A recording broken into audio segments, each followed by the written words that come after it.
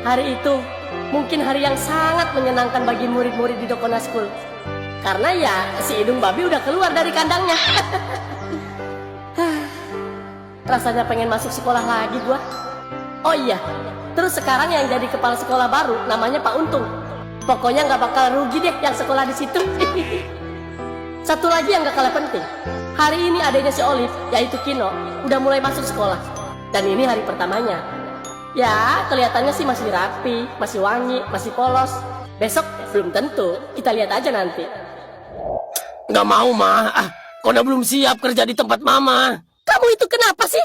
Kayak mau disunat aja. Terus mau sampai kapan nunggu kamu siap, ha? Ya pokoknya Kona belum siap. Jangan bilang kamu belum bisa nyalain laptop lagi, ha? Ya kali nyalain laptop doang nggak bisa, korek banyak. Ya terus kenapa nggak mau? Kerjaan kamu tuh nggak berat, Kona. Kamu cukup duduk main laptop bantuin Mama. Iya tapi, Ma. Udah, cepet